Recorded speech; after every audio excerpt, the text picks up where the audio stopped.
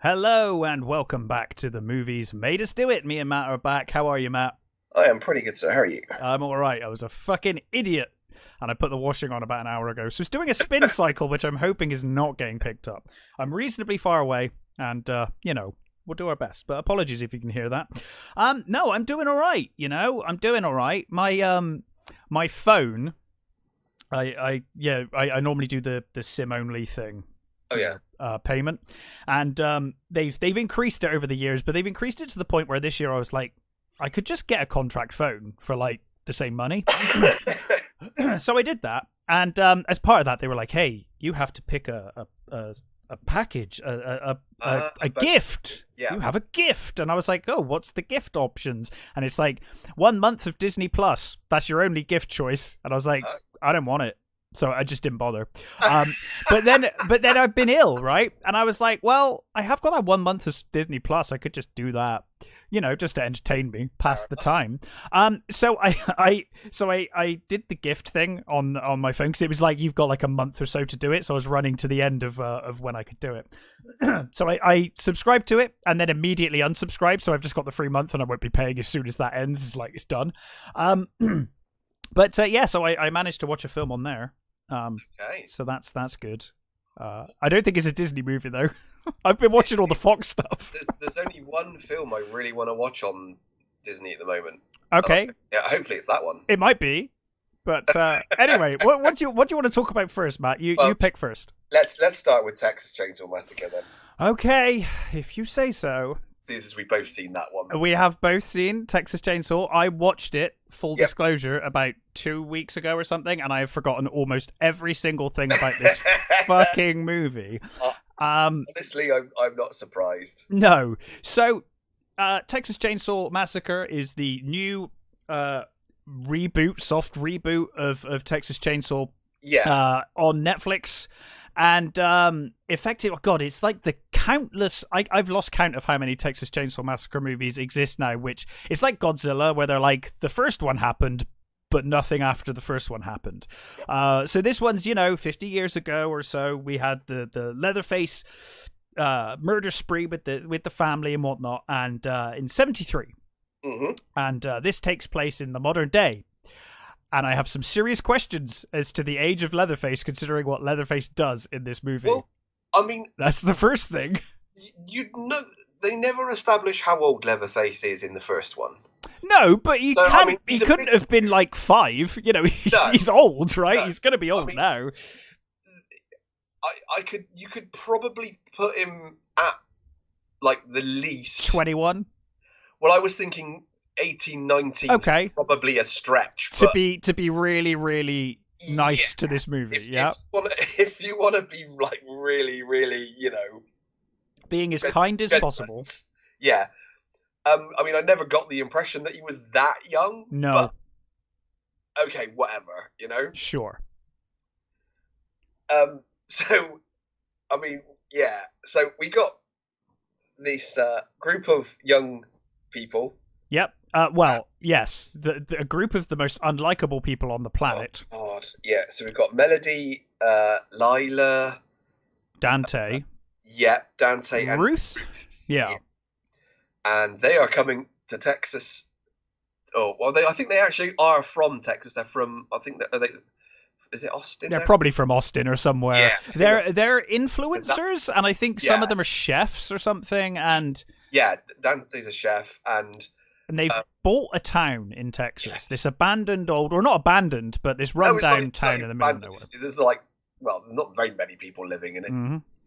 And the idea of gentrifying it, and I mean, quite how that is going to work. I was thinking that because I was like, the internet connection out there, like you'd have to run internet, like cabling out there, high speed internet and stuff. Like this is just a really bad investment, a bad idea for these influencers anyway. They've got a bus of investors coming, haven't they? Yeah, to look at this shithole town in the middle of nowhere. They set up a number of things that they don't really have the guts to do anything with.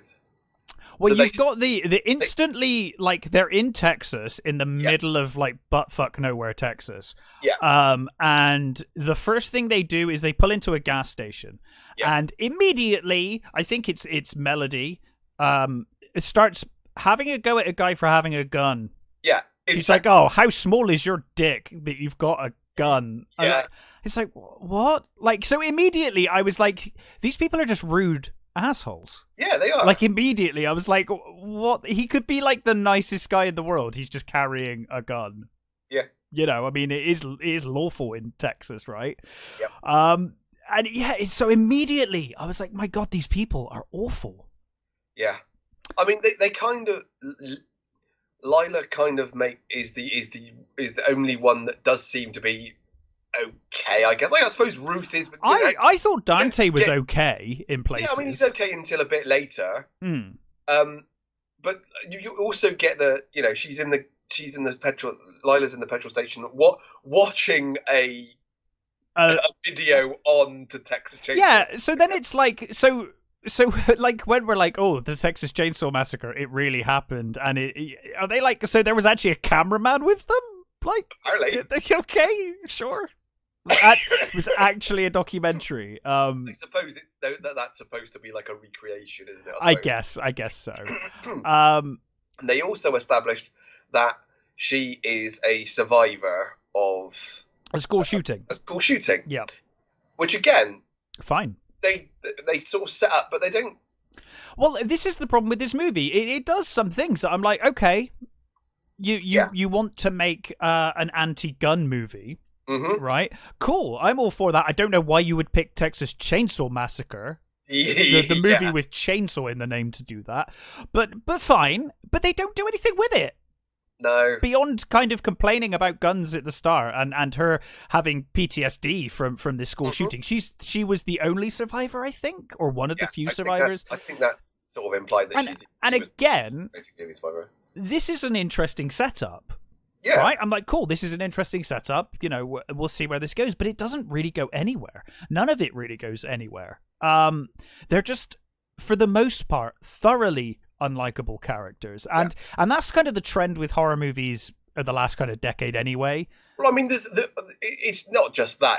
I think it's almost always since the but you usually have one or two that you do like. The original kids in Texas Chainsaw aren't the nicest group of people. They're still sort of, there are a couple of them that are dicks. Yeah, absolutely. So you do, because to be honest, let's face it, most of the time in these movies, we're there to watch the kids get. Of course we are, but you usually have at the core of the story, you usually have a kind-hearted or pure person that we actually do like and we actually do root for to survive, right? Yeah. And I didn't feel that with this movie. I just was happy to see them all die, apart from maybe Dante, who they kill off pretty early on. I didn't really have any love for him either. I thought. Well, he had a moment where I was like, "You asshole!" But for the most part, he was the one that was kind of keeping everyone else in check. Though, I mean, it subsequently turns out that him and Melody, his girlfriend, it turns out that the reason for all this is because of them. They fucked up. So we'll get to that. Yeah. So they drive their Tesla to the middle of nowhere magically. Yeah, they've got one of those self-driving cars, haven't they? Which it's electric, but we'll put that in the nitpick category as to how they got into the middle of nowhere with one.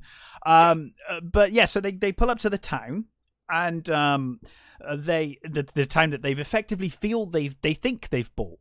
And they first of all, you got the Confederate flag thing, and he's like, I'm going to go take that flag down. Well, they also discover that the guy they were having a go at, the guy they've been talking to on the phone, who they've been dealing with to sort of fix the town up for these investors, turns out to be the guy that they insulted in the gas station. Yeah, he's the guy they insulted. So they've immediately made a bad impression. He's also the guy with the flag, right? And he's like, okay, I'll take it down. No, it's not him, the flag. It's the flag's on the orphanage. Oh, it's on the orphanage, that's right. Sorry. Yeah, so it's on the orphanage. He's in the garage next door to the orphanage, basically. So he basically storms into this orphanage. And there's this sweet old lady in there.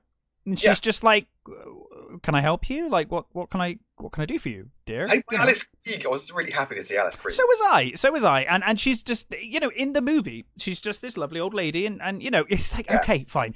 Who's clearly on her last legs. I mean, clearly. She's walking around with an oxygen tank, and yeah, and looks like she's kind of in this building on her own. Yes. But you do actually see him sat in the.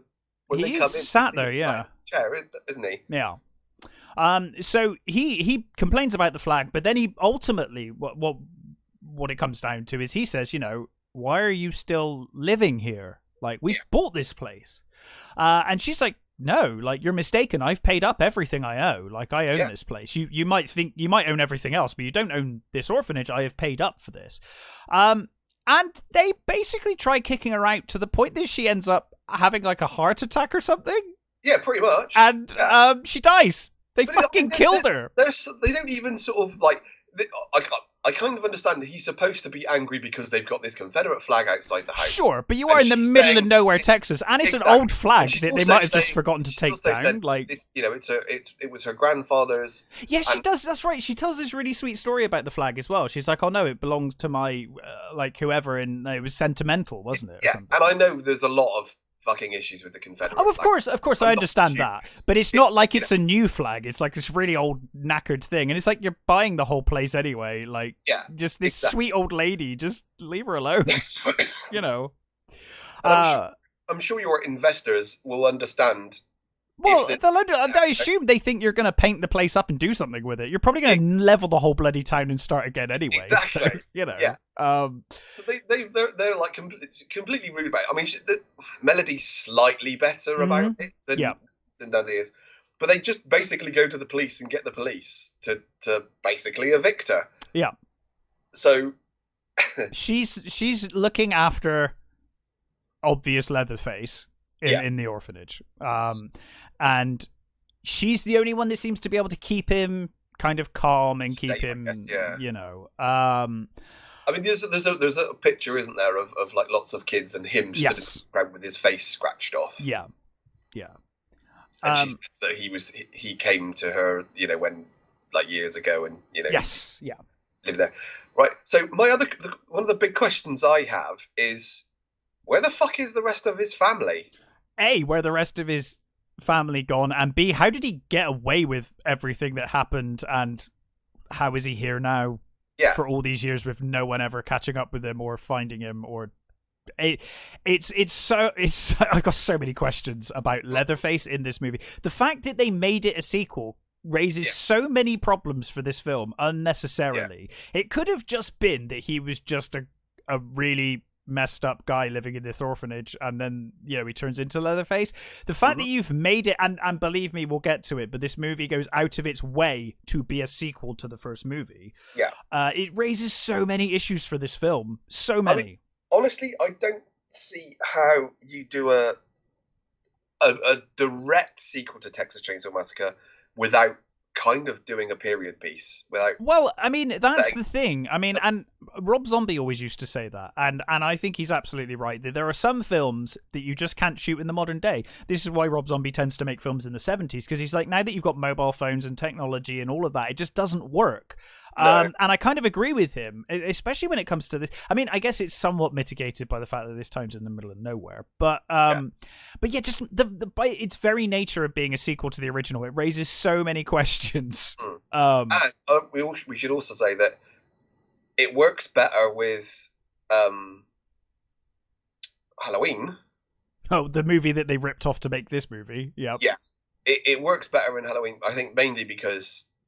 Well, the nature of Michael Myers as well. I mean, it works a lot better for that than it does, because I think there's also I mean, it comes and goes, but there's a more supernatural element to Halloween than I think. I know.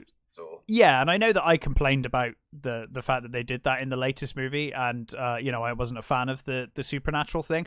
But also, like, to an extent, even if it wasn't supernatural, I'm like, okay, I can kind of suspend my disbelief enough to believe that, he's going around with a knife and stabbing people. There's a big difference between that and the stuff that Leatherface does in this movie at like 70, 80 years old. Yeah.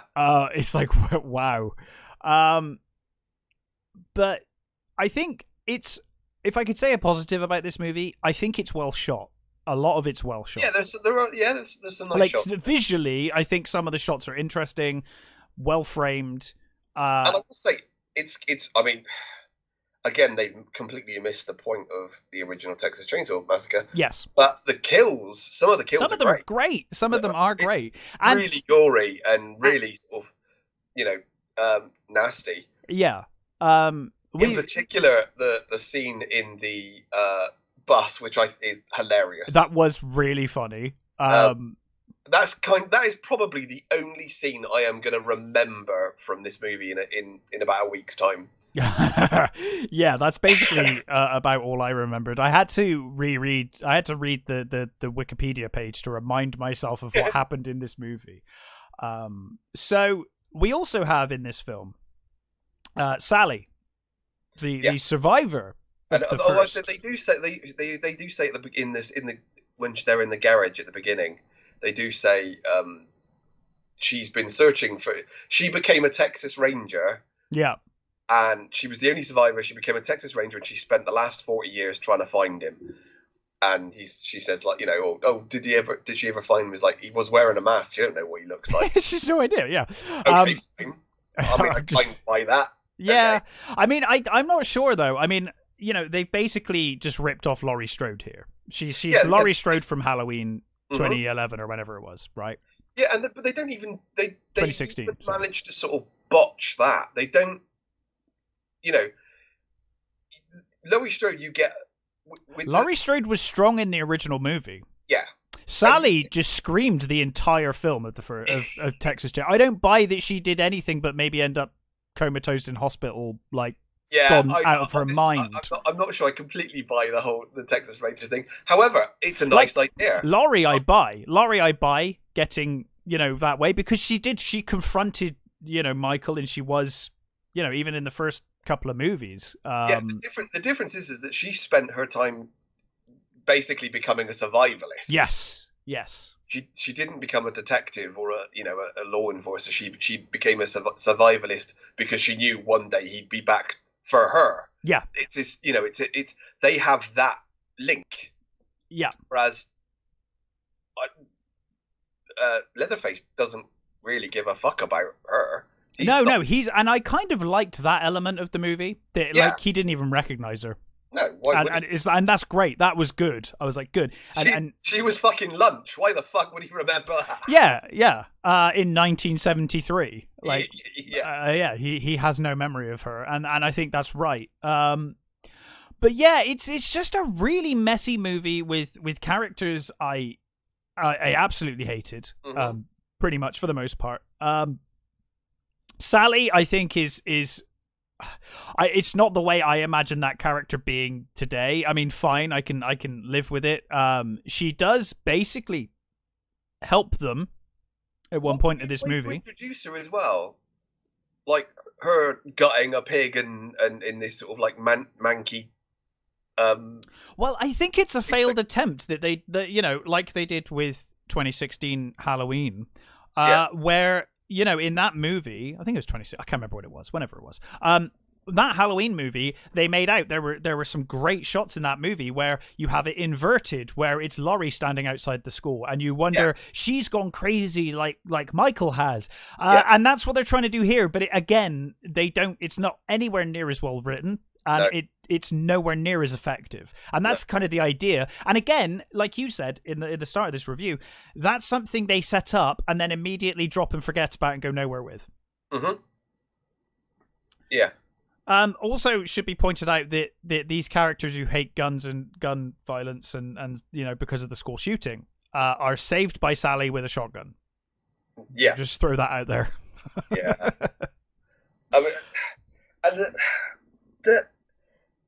there's so many sort of bits where you just think, what is going on? It's like, what the fuck? It's like Leatherface also, he never checks on anybody that they're dead.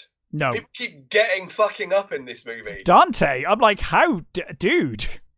The amount of blood that dude had pouring out of his face, there's no way he's getting up. That's a strong guy. I mean, I was like, he's dead. And then later on, I was like, oh, okay, somehow. It's almost cartoony. There's a bit where Melody is sneaking out of the house. She's sneaking down the stairs. Yeah. And it's the whole, the creek. She lands, there's a creek, and Leatherface is stood at the top of the stairs. Yeah. And he's got a fuck off great hammer in his hand, right? Yeah. He throws it at her, hits her, yep, and she goes through the floorboards. Mm-hmm. She's There fine. is no evidence that she's been injured. She's fine. She just crawls off. And you're like, how? That should have fucking broken ribs or something. She should be like wheezing.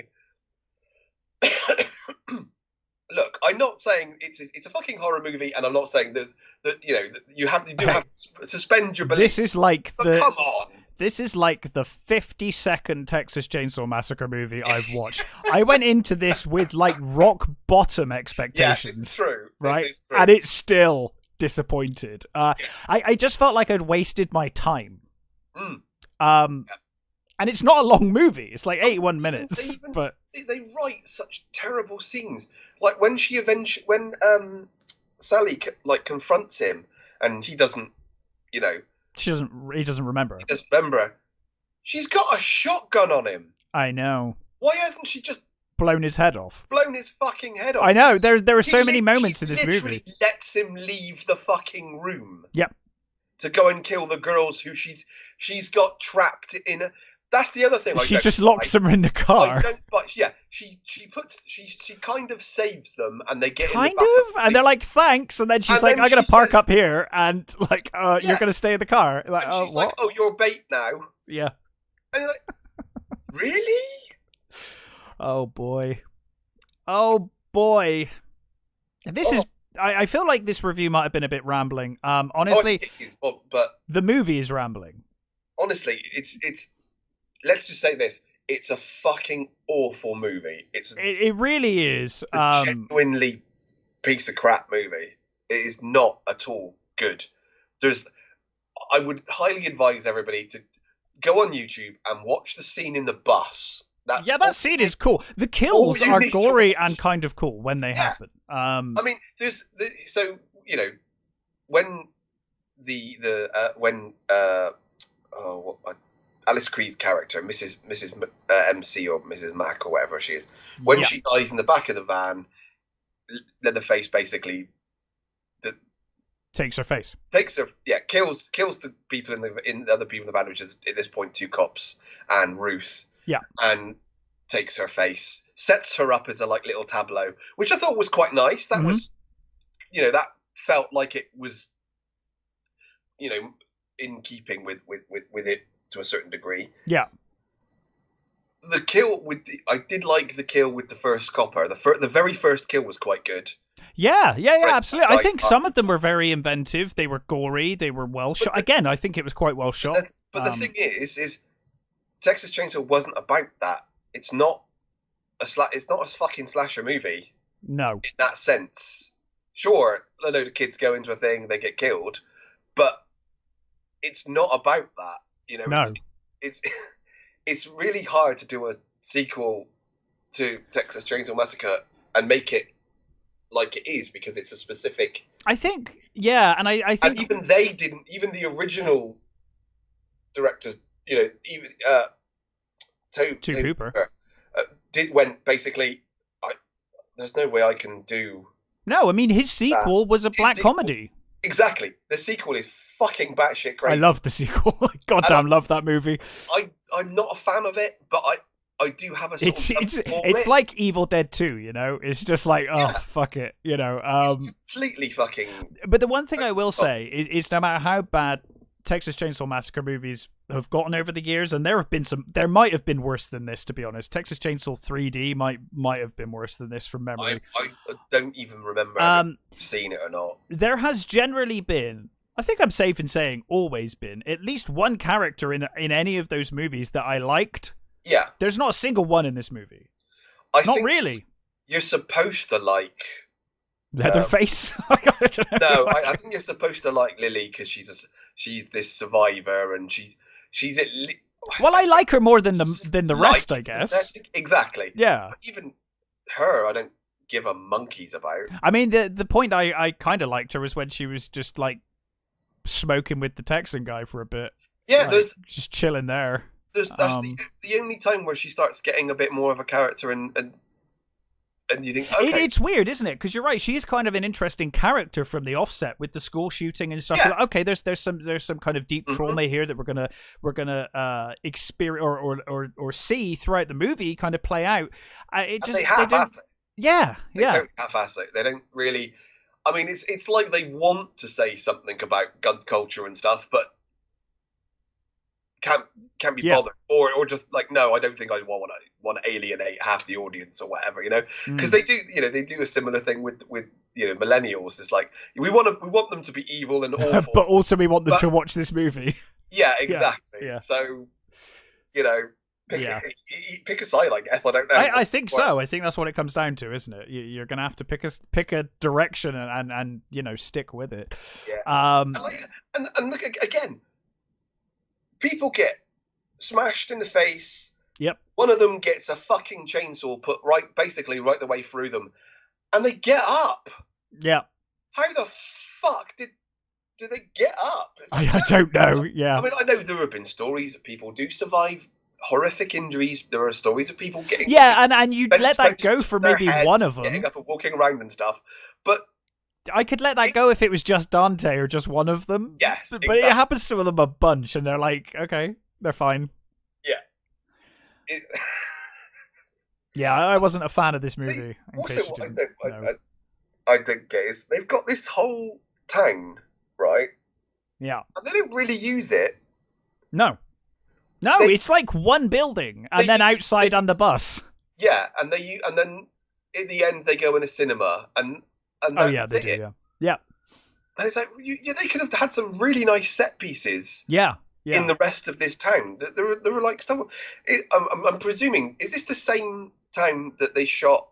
Oh God, what was it called? The last Devil's Rejects. Was it Devil's Rejects? Oh, the one in Mexico. Yeah. It might be. It looks quite different. It looks like it's the same town to me. Oh, I didn't notice. Maybe it is. It might be. That town has been used in shitloads of horror movies. 3 from Hell. 3 from Hell, that's the one. Yeah. Yeah, it looks like that sort of thing. But they could have done some really interesting things there. But I don't know. They just whether they couldn't be asked or whether they didn't have time. I don't know what. It feels like they had an idea and didn't know what to do with it. Yeah. And didn't quite know how to execute it. Yeah, I agree. It kind of feels like that. It feels like more than one group of people worked on this, and maybe they did. You know what I mean? Maybe entirely possible. Because I'm sure I heard somewhere that this wasn't going to be the original director. There was somebody else that was going to be directing it. Oh, really? So, but I don't know the whole story, so I haven't looked into it too deeply. But yeah, this movie is just fucking awful. It really is. It really is bad. Honestly, I think I like the Halloween sequel over the original Halloween sequel more. Yeah. Than this one over the original sequel of Texas Chainsaw. It's just no. It's just not. Yeah, I agree. Good. Stop making fucking Texas Chainsaw Massacre movies. It's not good. No. Don't do it. It's oh man. I mean, they're going to. It's another couple of. Well, let's just. I mean, this sets up a sequel anyway. Yes. I don't know how he's gonna. I mean, I don't know if that's gonna happen. To be honest, I hope not. But if they do, it's like how he by the end of this movie, he's full of holes, and he's walked to. Oh, we're going to spoil it. Fuck it. he in the very end, you get the scene, post-credit scene where he walks back to the house, doesn't yes. he? Walks back to the original house, sort of thing. Mm-hmm. Like, okay, fine. And they go. There was actually there was a one good bit. I completely off the top. I almost forgot it. There's a bit where Sally's dying. Yep. And she says to the two girls, "Don't let him survive. You know, don't. If you let him get away, it will haunt you for the rest of your life," sort of thing. Yeah.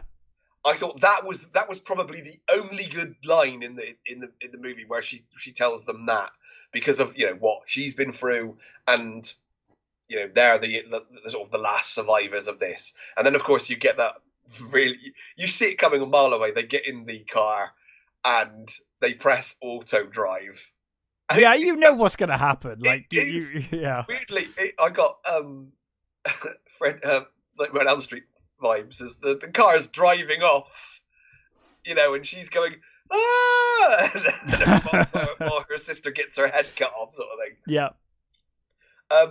Yeah, it's just not good. Don't watch it, really. Yeah, really. Really don't. It is a terrible, just terrible go on YouTube, watch the kills, and that's all you need to see. Really, it really is. That really is all you need to see. It's not good. No. It is not good. So, what else have you watched, Matt? Let's see. What should I go for? Let's go with Being the Ricardos. Being the Ricardos. So this has been out for a couple of weeks now, been out for a while. It's on Amazon. It's an Amazon original. It's Nicole Kidman, Javier Bardem, J.K. Simmons, Nina Aranda, Tony Hale, and it's about a week in the life of Lucille Ball and Desi Arnaz. Yeah, and it's basically in this week. There was a news article that comes out that says that Des is sleeping around. He's playing away from Lucille Ball, mm-hmm. and while that's going on, there's another news item that's going to come out, and it's there's a radio thing, and basically says Lucille Ball's a communist. Yeah, and so while this is going on, they're taping the second season of I Love Lucy. Yeah. And also, to compound things, she's pregnant, and she wants to just let it show it on the the screen. Just have her pregnancy go along as the series is going along, and write it into the thing, which of course it's 1950, I think 51, 50. Mm-hmm. It's early 50s anyway, and it's like, no fucking way, people don't want to see pregnant women. No, you can't have that. You can't show a pregnant woman on TV. Good lord, no. So you've got all this going on. So it's written and directed by Aaron Sorkin. So you're going to get what Sorkin does best. Amazing, snappy, dialogue. Yeah. Great characters. And just very fast paced stuff. Mm-hmm. So obviously Kidman's playing Lucille Ball and Javier Bardem is playing Desi Arnaz. Neither of them look terribly like who they are. Sure. Yeah. Lucy at times looks a lot more, especially when they're recreating scenes from the series. Yeah. So it's set up initially as almost like a documentary style. So you've got it's actually actors playing as a writer, and it's what I love is Ronnie Cox is playing older Bob Carroll. It's like, oh my God, Ronnie Cox! I haven't seen anything for a while. I was just really happy to see Ronnie Cox. Also, not being a complete dick as well. It was quite nice. So you've got these. It's set with these who were the older versions of these characters who are setting up, like talking head style, like they're talking to a documentary, saying this is what happened this week, and then you go into their homes, and you do get scenes that go back from when they met and how they met, and their home life, and you see how they were together, and you see all these sort of these personal things, and you see that how during the beginning of their marriage, Lucille was working sort of days on the film sets one side of the sort of city, and Desi was working the other side of the city, working at night. So the only time they ever met was on like Mulholland Drive or something. I don't think it is Mulholland Drive, but that's just And there are these lovely, it's Aaron Sorkin, so you get these lovely little sort of almost Barbie conversations between them and stuff. It's really good. Even though they don't look like their characters, they completely embody them. Yeah. Javier Bardem, I completely bought as Desi Arnaz. As soon as he's doing his thing, he's there. That's Desi, and it's beautifully done. Nicole Kidman is amazing as fucking Lucille Ball. I think I completely bought that she was playing Lucille Ball. It's really nicely set up, really well done. I honestly think I would have liked to have seen it as a series. It might have worked slightly better with more time. Yeah.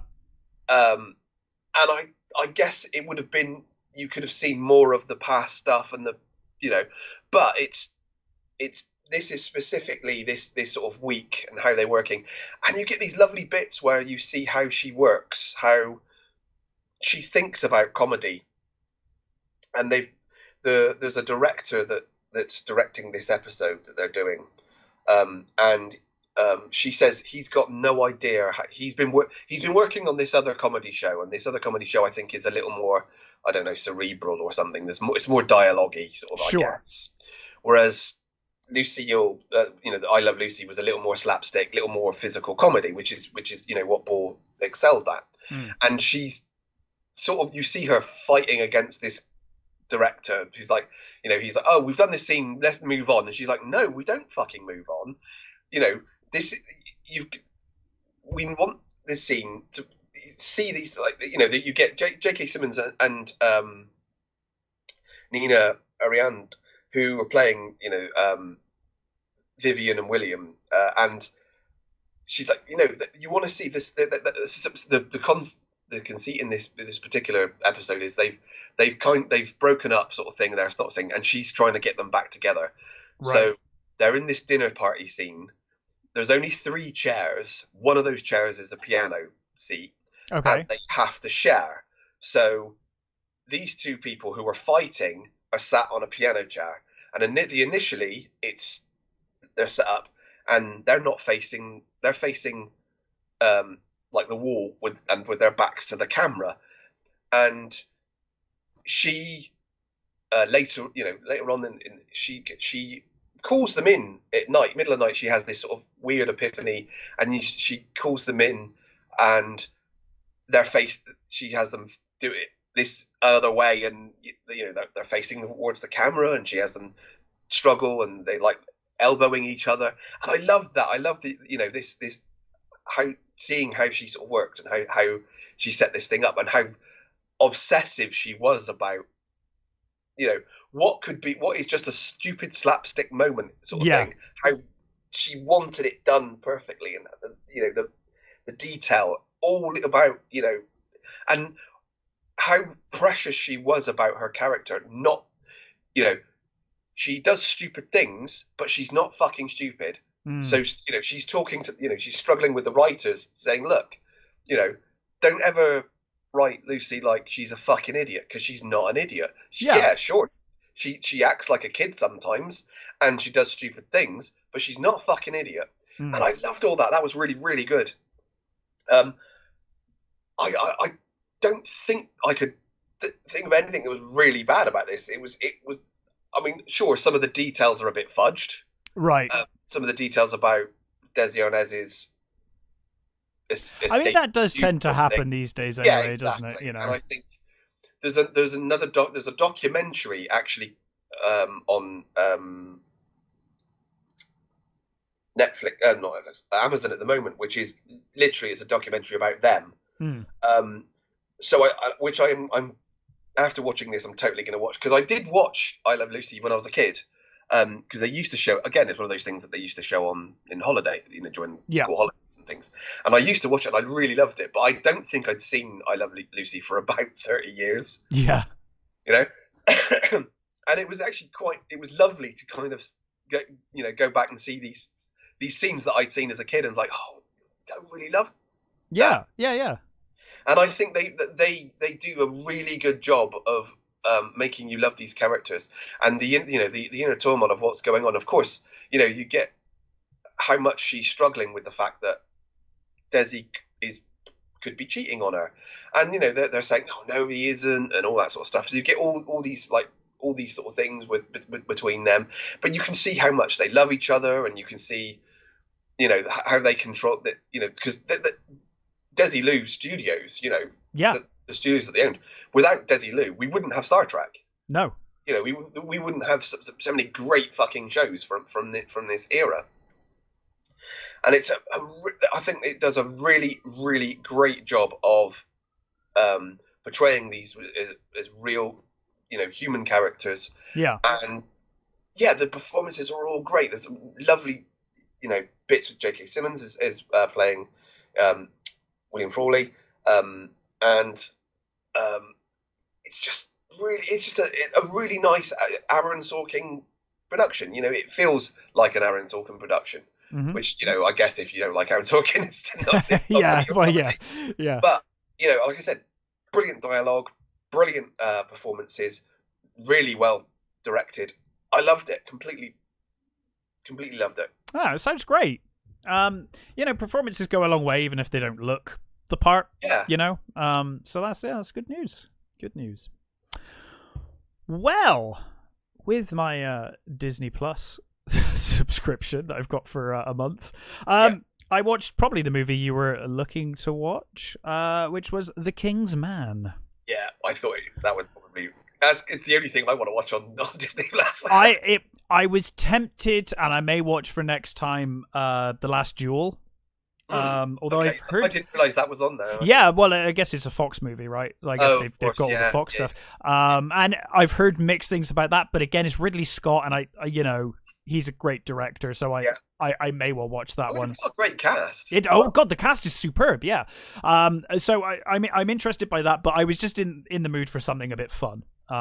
So I gave The King's Man a go, and it's I was really surprised at how much I enjoyed this movie. I liked the first one a lot. Yeah. Wasn't so big of a fan of the second, although I didn't hate it from memory. I don't really remember too much about the second one, other than I thought it was okay. There's a lot to like in the second. I think there's some. I quite like. Oh my god. The bad guy, Julianne Moore. Yeah, Julianne. I quite like some of the.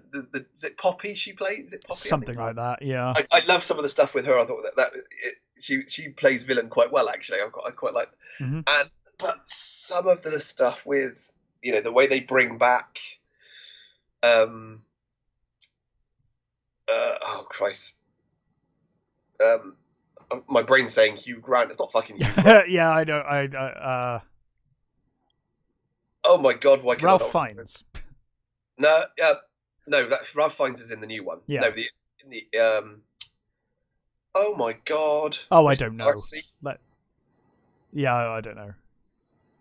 When they brought him back, was just awful. I was like, no, don't do it. Because I think his death. Oh, his death was amazing. Yeah. Brought real mean. Colin Firth, for fuck's sake. Well done. God. We got there in the end. His death, I think, brought real sort of stakes to that first movie. Absolutely. And bring him back was a bit. That's a shame. But yeah, the first one fucking brilliant. Second one, It's not terrible. The second one, from memory, it's not but it's fine. Yeah. So what we have here is a prequel, and I'm always a bit like unsure about prequels. But this isn't like a prequel leading up to the first movie. This is a prequel set primarily in World War One. Yeah. And follows Ralph Fiennes, as you said. Ralph Fiennes playing Orlando Oxford, who's like this aristocrat and secret spy. And in the opening of the movie, we see Orlando visiting a concentration camp in South Africa. And while he's there with his wife and his son, his wife is killed and he's injured. He's shot in the leg and he's crippled. The Boer War, right? Yeah. Yes, yeah. And we then cut sort of 12 years later. His son has grown up. And we basically follow. It's an interesting relationship. So Ralph Fiennes' character is very protective of his son because of his wife getting killed. So he doesn't want his son exposed to war or any of the spy business. So he keeps it all secret from him for the most part. He's trained. He trains him. But in terms of like being a spy, that's all kept quiet. As far as his son's concerned, he's retired and he's injured now and he doesn't do any of that anymore. And he forbids his son from going to war. And the movie basically is kind of, for the most part, between those two, where he wants to do his duty to the country, and his father is like, no, you're not doing that, because basically he doesn't want to lose his son in the way that he lost his wife in a war. So an interesting kind of tug of war going on between the two of them throughout the movie. They get involved in this conspiracy. And one of the things that this movie does really well, I thought, was it really nicely ties in real world events with things that are going on in this fictional Kingsman story. It does a really good job of that, actually. And I don't want to ruin too much about it, other than to say that it's really well acted. It's really well shot for the most part. Some of the CG does look like CG, but you can let that fly if you're enjoying the movie enough. I will say, Ralph Fiennes is fantastic. Ralph Fiennes is Ralph Fiennes. Ralph Fiennes is Ralph Fiennes. He looks in way better shape here than he did in the latest Bond movie. I'm not sure which was filmed first, but he's looking pretty good here, and he's looking up for it. This has been in waiting for a while, hasn't it? It may be. So it may be that this is pre-Bond anyway. I don't know. But yeah, it's well shot. I thought the cast were for the most part absolutely fantastic. The story, like I said, I think is expertly woven into real world events. I really like what it does there. The cast is superb. We've got like Charles Dance. Is it we've got Digimon Hunsao? Is that how you pronounce his name? He's fantastic in this. I mean, he's pretty good in everything he's in, but he's tremendous in this movie. I need to give a shout. Gemma Arterton as well, who I love. Oh, Gemma Arterton, who is fantastic in this movie as well. Actually, she's really she's really doing good. Northern, isn't she? Yeah, she does it really well though. She's absolutely fantastic. And you've got Lisa Fans as Rasputin, which I think is great casting. Honestly,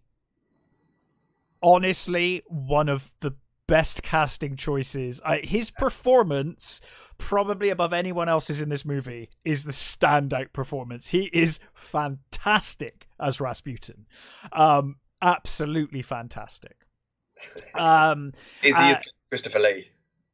Oh, well, that's, it's a very different film than a very different portrayal. That was cruel. That was a fucking rigged fucking question. And we've also got Harris Dixon as Conrad, the son of Orlando, who, fantastic performance by him too. He wants to get involved in the war. On his 19th birthday, I think, Orlando is, he's an adult now, so he brings him into his spy network, and he's aware then of and he does a mission which is the Rasputin assassination. He's involved in all of that, and but again, he forbids him to go to war. So he's like, well, I'm old enough now. I can go to war. You can't stop me going to war. So we get the two stories then of him at war whilst Orlando is still working for the spy network. And they're working unbeknownst to each other. They're working towards the same goal at the same time. Right. He's on the front lines, but he delivers a key piece of information that is involved in the war. Orlando doing his spy work is also trying to keep his son out of harm's way. Like, he meets with one of the generals, I forget the name, and he's like, oh, I can keep him off the front lines. I can get him, a desk job or something. Don't worry about it. He's going to be fine. And then of course, Conrad swaps with a Scottish fighter. He swaps names and everything. He's like, I takes his place. Yeah. So the Scottish guy basically gets sent home instead of him. There are some great twists in this movie. There's one I will not ruin. There's an amazing moment. There's a moment in this movie that I was like, oh my God, that's amazing. And I'm going to leave it at that to not spoil anything. Great movie, honestly. Really, really fun. Well woven into history. A surprisingly good sequel. I wasn't expecting too much from this, to be honest. And honestly, I absolutely loved it. Obviously, we're seeing the foundations being laid for what will become the Kingsman organization. Yeah. In this movie, and it ends with the forming of that. But yeah, it's fantastic. The villain, the villain in the movie. Who is he played by? I'm trying to find.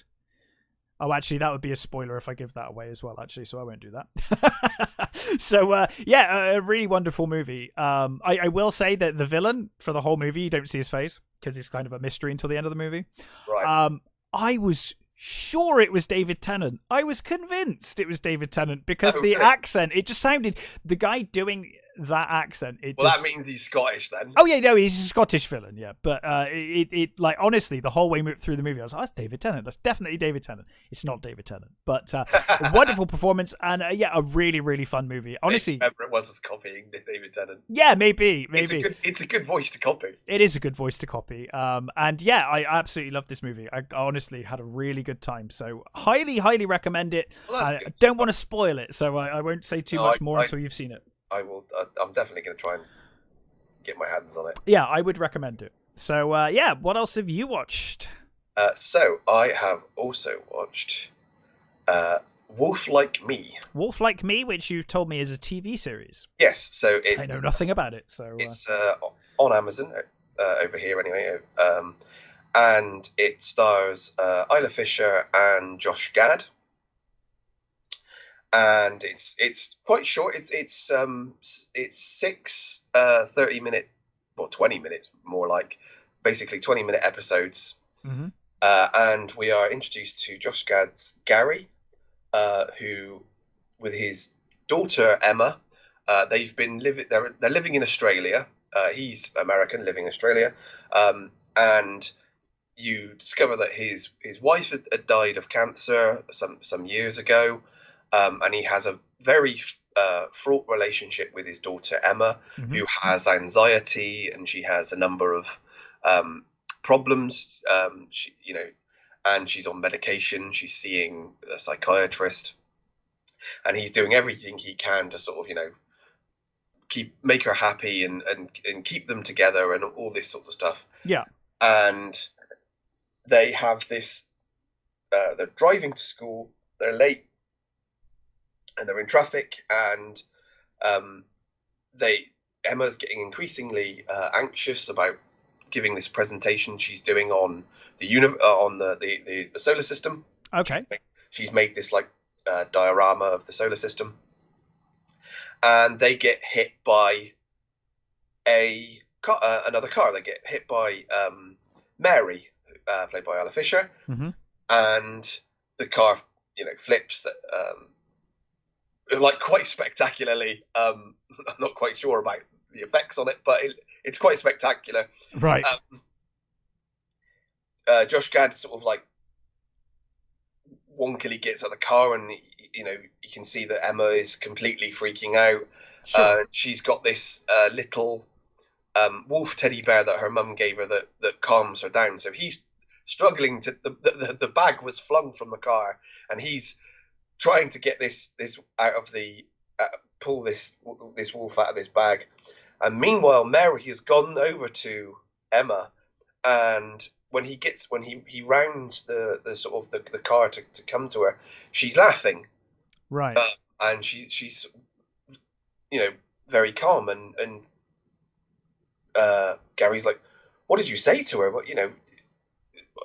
What happened?" And she just said, "I basically said I've been here. I just can't help calm her down." So they from there they get this sort of she comes back to no, didn't come up. That's a fire alarm. Is that in your house? Yeah, it's just a test. It's all right. Continue. Okay. For a second, I thought it was in my house. Oh, that would be weird. So basically, Mary goes to the house a bit later, and she gives her the book Contact. Okay. And Gary's like, "Oh, how did you do that? It was really amazing." And Mary sort of is although she just wanted to see what happened to Emma, see if she was all right, give her this book, and apologized for hitting them. And she goes to go away, and Gary's like, no, like runs after her. It's like, come and have a cup of tea or something. Let's just have a chat. So they're having a chat, and Mary's obviously really anxious, and she sits sort of. They're talking about what she does, and she says that she's a she studied psychology, and she's an agony aunt sort of thing. She writes a column for the newspaper where she sort of like helps people out and stuff, and she says that she doesn't get out much sort of thing, and she's got all these sort of things that she does, and she pretends that she spilt her coffee and she breaks this glass. Right. While Gary goes to get a cloth, she legs it again. Okay. He chases her down and says, "Look, can I take you to, can we have dinner? Can we have dinner?" And she's like, "No, I can't do dinner." And he's like, "Oh, okay." He says, "I didn't, if that's it, it's okay." She says, "No." She says, "It's not like that." She says, I can do lunch. Let's do lunch." He says, "What, tomorrow?" And she says, "Okay." So they go to lunch the next day. It's all a bit weird. I won't go into too much why it's weird, but I kind of have to give away some stuff about what it is. But yeah, fair enough. They go into this into this sort of basement restaurant. There's a restaurant he wants to take her to, but for reasons I won't go into, she won't go into that restaurant. So okay. She goes into this basement bar, and there's this.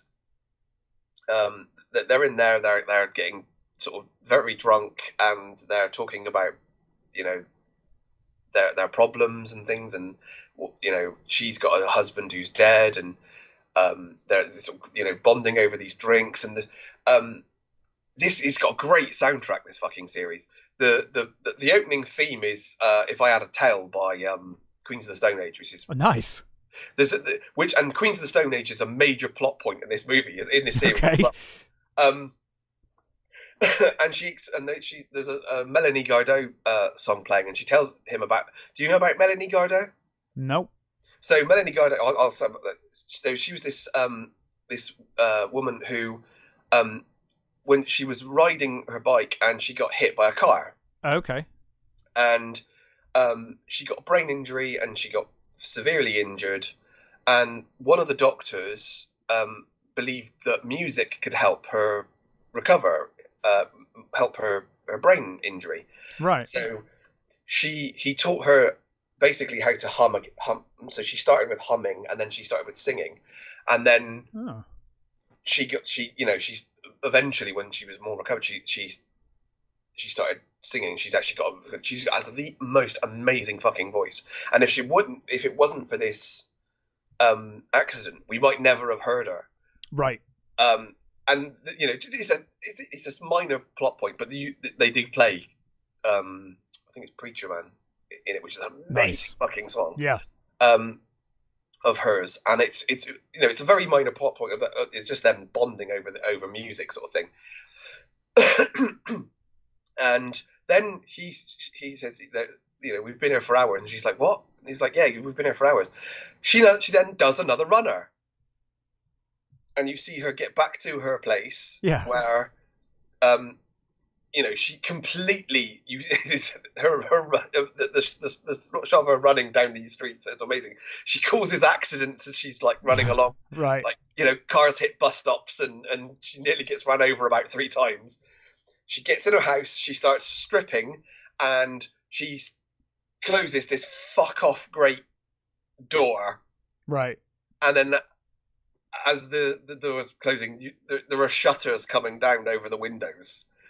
And that's how that episode. That's like episode 2. So I've spoiled a few things, but no, that's you got to go. To an extent, you got to go. Yeah. So to cut a long story short, Mary's a werewolf. Sure. And through the course of this series, Josh and Mary have this sort of relationship, and that you see how. She helps Emma with her anxiety, and you see Emma going to this psychiatrist who's completely fucking useless. Again,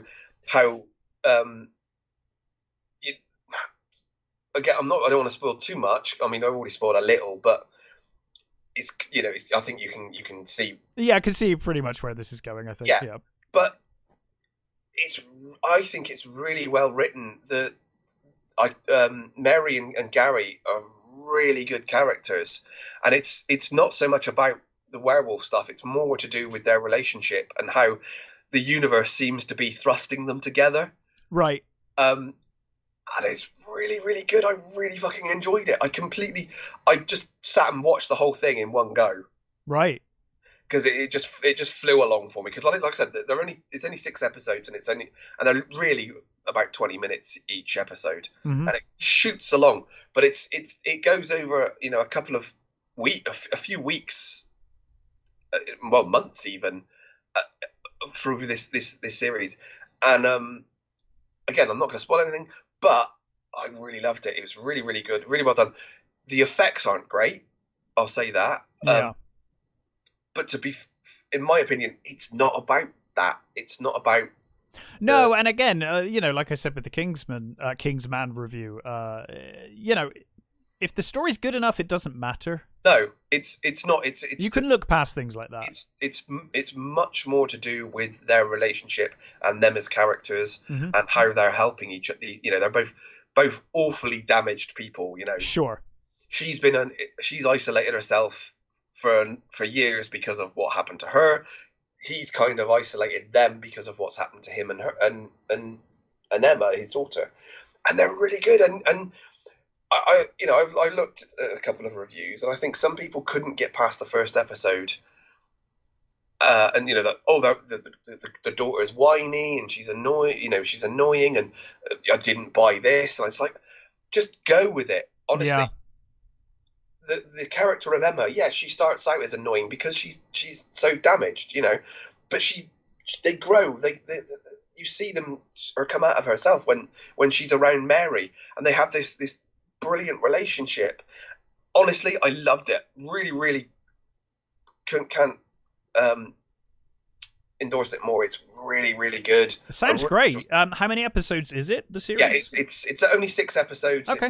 It's really short, but it's really, really funny. It's really sweet, and it's a sweet little romantic horror, I guess you'd say. It's fantasy horror. Sorry, not fantasy. Romance horror, romance fantasy. It's really sweet, really brilliant. Josh Gad, who I've only seen in a few things, and I've quite enjoyed him. Isla Fisher, who I used, I remember when she was in, I think it was Home and Away she was in. I've no idea. I'm pretty sure it was Home and Away she was in. I remember her from those days, and she's been in some really fun movies. She's a great, charming actress. one thing I will say, I'm not quite sure why she's playing American in this. Her American accent's not great. It keeps dropping, but I think it's a minor complaint, to be honest. Sure. Yeah. You know, like the effects, just go with it. It's a really enjoyable sort of rom-com horror. Yeah. Oh, well, that sounds fun. I may well give that a go. Yeah, like I said, it's really short. You know, it's really short. The episodes are really like speed along, and it's just fun. Yeah, which is, you know, sometimes that's all you need. Yeah. So, what else have you watched?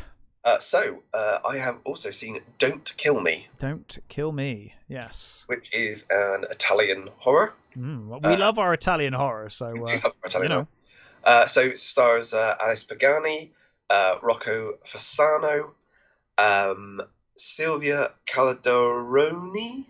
Forgive me, I'm terrible at names. No, sorry. It's directed by Andrea De Sica. And so we are introduced to Robin and Marta, and the introduction to them is they are driving down a incredibly thin, windy, mountainy pass type road. Right. At full pelt, and Robin is driving with his eyes closed. Okay. And Myrta is sort of terrified, but she's kind of enjoying it as well. I think a little. Right. But she's kind of directing him, and they get to this sort of, I think it's a quarry or something.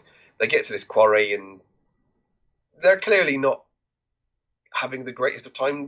He's a junkie sort of thing, and they have this sort of thing where she's saying, I wish you would give it up, and why can't we do this? And he's clearly one of those all about the feeling and the all that sort of stuff. And he mixes up this, I have no idea what the drug is. It's some sort of black stuff that he sort of cooks up and puts in this like eyedropper thing. Mm-hmm. And she says, I don't want to die, sort of, and another thing. And he says, oh no, even if we die, we'll come back, sort of thing. We'll be together forever, sort of thing. And they drop this stuff in, she does it with him. He drops this drug in their eyes, and there's a really beautiful shot. Actually, it's them sat on this car, and they're sort of leaning towards each other, and they've got this sort of black tear coming out of like one eye, either like the opposite eye on right. And it's so like this sort of really beautifully framed shot. It's really nice. So I really like that shot.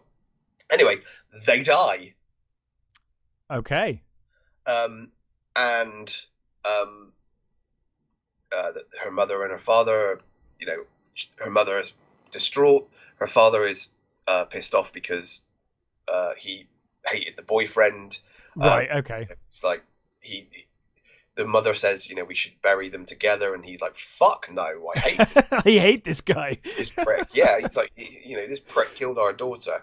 I didn't want him anywhere in this, but the mother's like, it was her last wish, so yeah, they, have a heart. Yeah, yeah, they're dead. Myrta wakes up in her what do they call it? Her vault. Her vault. She's in her vault, and she breaks out.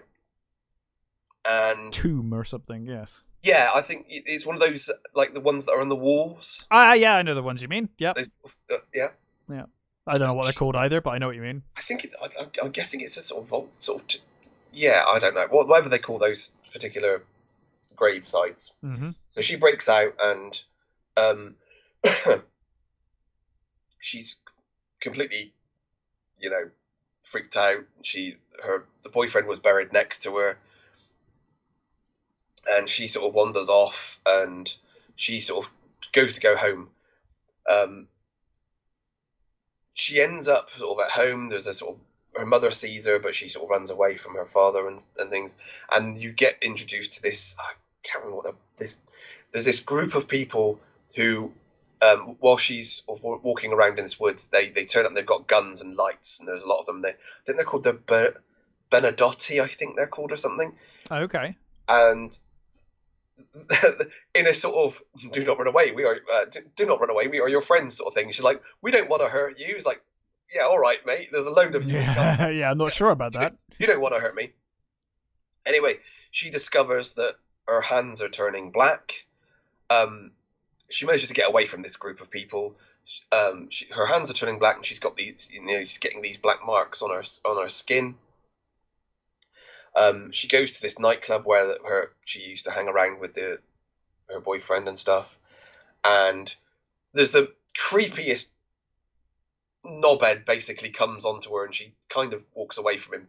But then when she sees an old friend, she goes back to him and sort of goes off with him. Right. Cut a long story short, she eats him. Okay. So she's basically a revenant, I suppose. She's not sort of your standard zombie. She's more of a sort of revenant-y type thing. And she discovers that when she eats him, oh dear. Oh dear. Better. Maybe that's it. There we go. Yeah. So she discovers that the black goes away when she's eaten this guy. Oh right. Okay. And she has another encounter with this group of this sort of like, monster hunter group, and she's kind of saved by this. I think it's Sarah saves her. She saves her, and she's like her. She's this sort of revenant thing, and she says, "Look,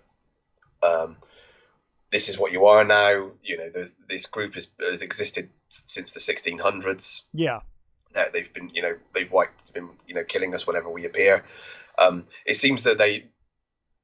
When some young people die in tragic circumstances, or so, that they basically become these. They call them underdead, I think they call them. Right. And it's you get these sort of flashbacks to how she met Robin and how they came together, and how in a sort of they were kind of destined to be a sort of Romeo and Juliet kind of people. Sure. And I will definitely say there are some serious Twilight vibes going on here. Even from the picture that I've got up here, he is the spitting image of Robert Pattinson in this picture. It really doesn't help the fact that Rocco Fasano looks basically like the Italian. Like he really does. He really does. And I'm not going to spoil too much, but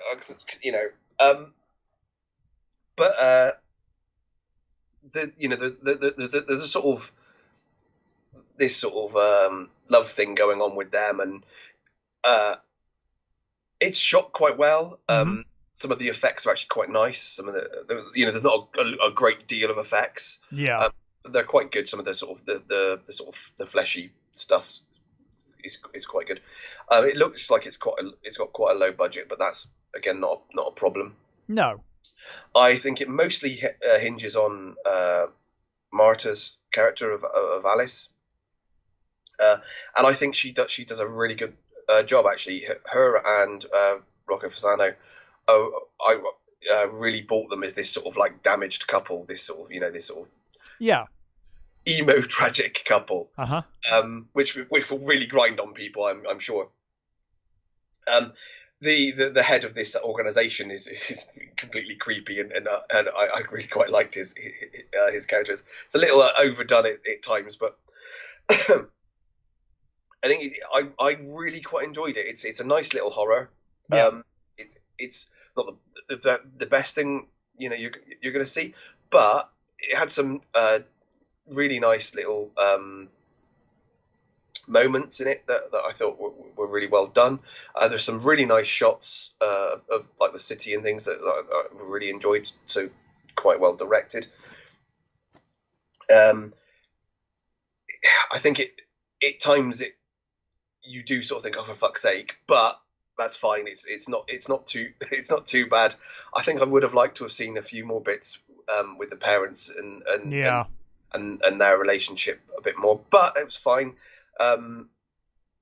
It was a very enjoyable little horror movie, and there's also something that I haven't seen in a horror movie for a while.